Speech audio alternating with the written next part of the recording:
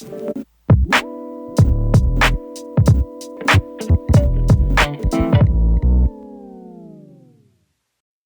everyone, welcome back to Japanese Politics 101. In this series we talk about Japanese politics, the different components that make up politics, so that you can study these and get a little bit better understanding of how things interact with each other.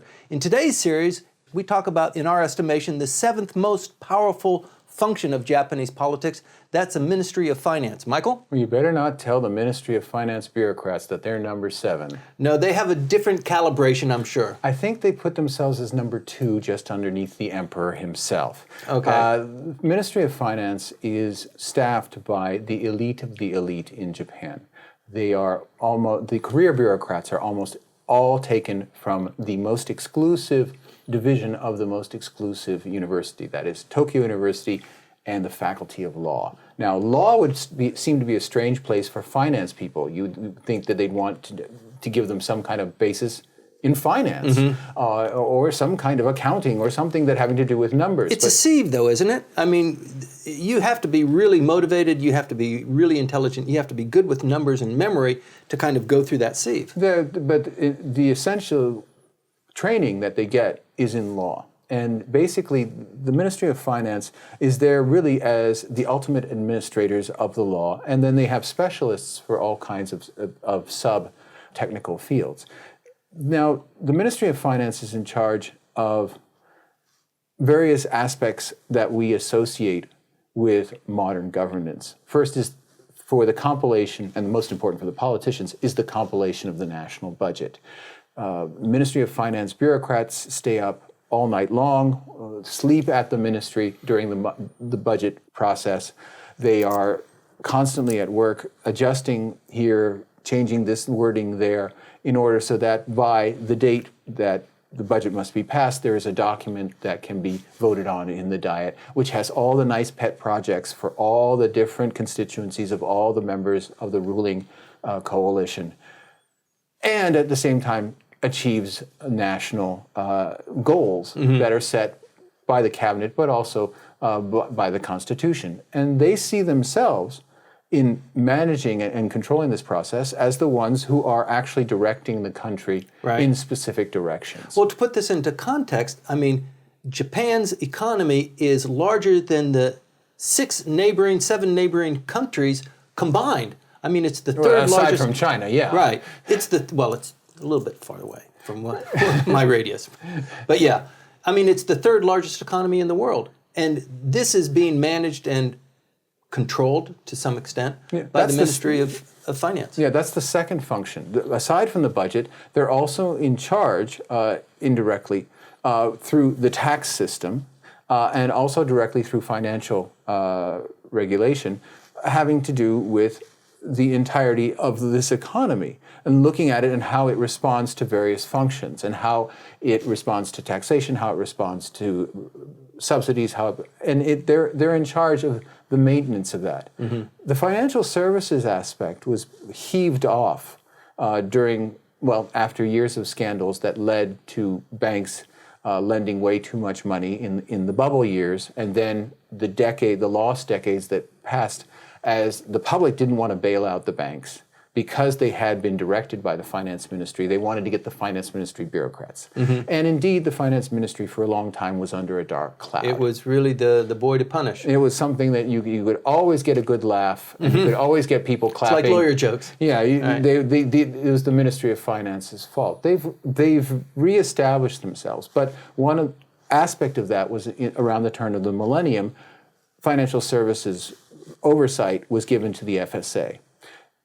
However, Mr. Abe has basically reinserted the FSA back into the Ministry of Finance. How? By naming one person, Finance Minister Aso, as the head of both of those functions, of the Ministry of Finance and of the Financial Services. And Deputy Prime Minister. And Deputy Prime Minister, among his other many hats that he wears. So that where the reforms that have happened have been basically undone by putting the same person in charge of both wings. So that's one aspect. Japan. And then the finance ministry does have a few other functions, including customs and tariffs and issues having to do with international finance, the management of the value of the yen. Now, that's supposedly not what they're supposed to be doing in a world where the BOJ is an independent agency. That was another one of the reforms that came after. Used to be a part of the ministry. That's right. There was anything to do with money. Anything so central bank independence was something that was done primarily for a foreign audience, because central bank independence is assumed in Europe and in the United States, but it was not the case in Japan, and it was seen as one of the reasons that Japan got into trouble in the 1989 bubble, leading up to the breaking of the bubble in 1989, and then the lost decades. It was the BOJ was under the thumb of the finance ministry, so if we heave it out, then fine. Now, again, that independence is purely symbolic. They do communicate a great deal. There is a certain sense that the value of the yen is something that the BOJ has to think about. And the head of the BOJ right now is a former finance ministry bureaucrat himself. That's right. So there's cross-fertilization going throughout all of the other ministries as well, too. So, yeah, and in fact, the first time Haruhiko Kuroda went up for being the head of the BOJ, that was still during the era that the Ministry of Finance was deeply hated, and he had to be shoved off to the Asian Development Bank to cool his heels for a while, to sterilize him from the fact that he was a Ministry of Finance bureaucrat. So the Ministry of Finance, washing his feet. Well, I think washing every part of his body to make himself clean, and then come back when Mr. Abe needs him, right? So that. And we had a guest over the other time who knows him quite well, which was Skip Orr. Right, Dr. Skip Orr, ambassador. Right, who was a colleague of Mr. Kuroda's over at the Asia Development Bank. Now, the Ministry of Finance is in charge of a process that makes it the terror of the other ministries. The other ministries must come with their budgets, their budget requests, to the finance ministry, and then basically go on trial. They do. It's like going to the auditors, isn't it? And they have to beg and plead, and it's out of the political process, isn't it? This is a bureaucratic kind of internecine warfare, and if you're nice to us, maybe we'll give you that extra 2% that you've been begging for the last 3 years, but if you're not, watch it. And there are famous bureaucrats within the ministry who gain a reputation of being, Mr. No, or Ms. No in the case of Katayama. You want this rise? No. You want this? No. Do you want this? No. And they just come with their pencils and they just say, no, no, no, no. Here's your budget. And they hand it back to the ministry, and the ministry goes and cries. All right. And then they compile it around this time of the year. This is being submitted to the Diet for kind of final blessing, and then it goes in. Yeah, the first 3 months of the year are entirely the budget process. Right. And they have to get it done in time so that, that the House of Representatives can vote on it by the 28th of February, or 29th if it's a leap year, because it has to go live sometime before April 1st. Right. Before the Abe administration, many times the Ministry of Finance and the politicians could not come to an agreement by that date. And so the budget would be late. But to his credit, Mr. Abe, at least in terms of scheduling, has a good relationship, and he and the LDP don't make unusual political requests because they like to keep the schedule too.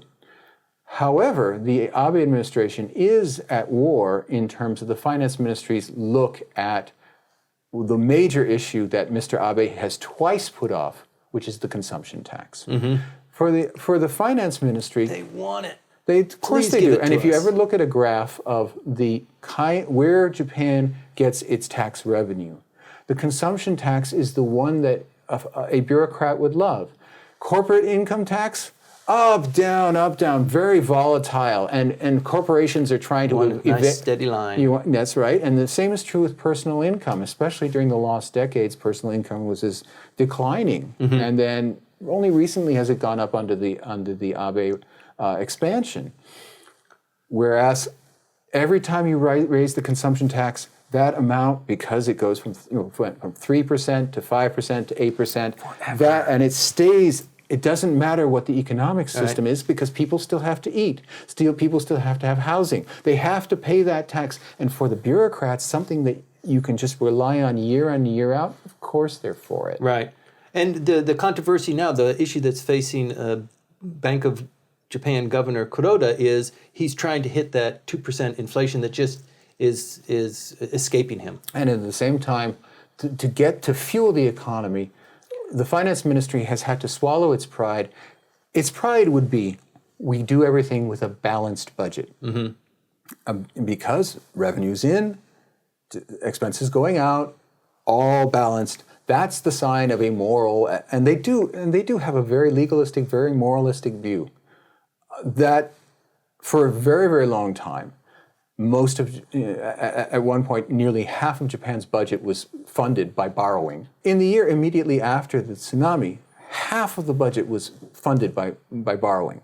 Not by tax revenues. Only half. The tax revenues only paid for half of the budget. That percentage is getting smaller and smaller every year, and that's one of the points of pride of the Abe administration. But we're very far away from a balanced budget. And balance is what the finance ministry wants. That's why it wants that tax rise.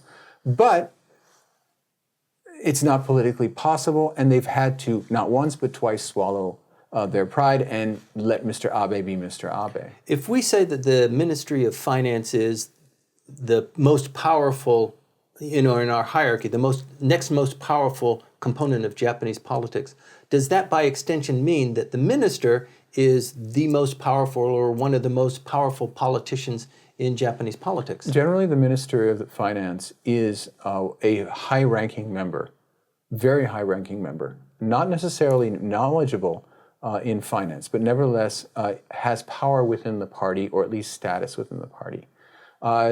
Knowledge sometimes, in fact, is a contrarian indicator. As an example was Tanigaki Sadakazu when he was finance minister under Koizumi. It seemed to be that Koizumi chose him specifically because he will not understand what it is that the finance ministry bureaucrats were telling him. That after being finance minister for several years, he didn't know indeed why the yen goes up and why it goes down, and he was talking just nonsense in press conferences. Well, somebody gives him a piece of paper and he reads off of it. Yeah, but and normally he was a lawyer, and he still is a lawyer. But he had his accident and he's in a wheelchair now. But he's still a lawyer. He couldn't function as a finance minister, and that was fine for Mr. Koizumi because he had Heizo Takenaka Heizo as his economics guy. That's right. And we have right now in Mr. Aso more of that political capacity. Yes, he has some understanding of finance, but not nearly so much as one would think one would need to be running this kind of highly geared and highly experimental fiscal policy together with the monetary policy that's being pursued at the BOJ. Right. That you would really need a well-informed and incredibly in-touch technocrat, especially since he's been given two jobs, not only Ministry of Finance, but head of financial services. It seems as though, in this case, it's basically because of the size of his faction. It's basically because Mr. Abe is very worried about Aso being outside of the cabinet, that the technocratic aspect has been secondary to the political. Keep him close. There was at one point a technical bureaucrat with the Ministry of Finance who rose up to become minister, and from that leapt into the prime ministership. Yeah, but the finance ministry has very often provided not only national politicians but local governors. Right. Because they're kind of scooted that way, aren't they? Well, they're scooted that way. Out? There's also the Amakudari pathway, which they may choose. One of the pathways out was indeed. And what a great pedigree to talk to voters. I'm with the Ministry of Finance. That's right. Though sometimes the voters, more depending on which district you're in, might understand I'm with the from the Ministry of Agriculture, or I'm from the Ministry of Economics, Trade and Industry more clearly. But the Ministry of Finance was one of the power centers, especially in the immediate post-war era, where the political class was first, of course, thrown out by the occupation authorities and was discredited. And the finance ministry was a source of many of the people who would then be running Japan during those golden years that people like Mr. Abe look back to and say, "Oh, wasn't life better then? Right. We were poor, but we worked hard, and we all were equal," and all that nostalgia stuff. That was time when the finance ministry basically ran the country. Is it accurate to say that among all ministries that comprise the Japanese government, the Ministry of Finance is by far the most powerful, or are there some other contenders close by? Well, close by physically across the street is the Ministry of Foreign Affairs. And Well, across they're all the, in custody. yes, but across the street facing it is the Ministry of Economics, Trade, and Industry. And though the four positions within the cabinet, aside from the prime ministership, the chief cabinet secretary, which we've talked about, and then the Ministry of Foreign Affairs, Ministry of Finance, and METI, are the four positions that everybody needs to go to be basically seen as a possible candidate for prime minister. A point that you must notice that for Koizumi Shinjiro, he's not been any of those four yet, so he is... But he's going to throw his hat in the ring he anyway. might throw his hat in the ring anyway. Come September, who knows what's going to happen. But basically you have to have one of those. But finance is preeminent by the simple fact that it can say no to other people's budget requests.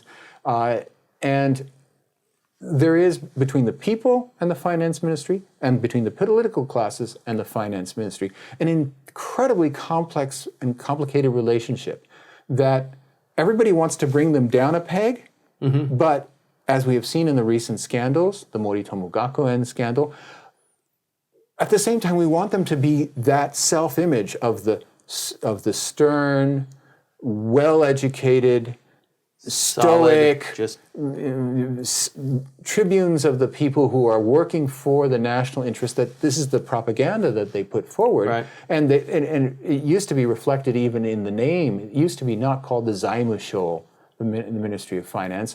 They used the old term going back all the way to the beginnings of the imperial state, of the Okurasho, of the Ministry of the Great Storehouse. They were very proud that they had been in continuous control of the nation's finances since the 6th century.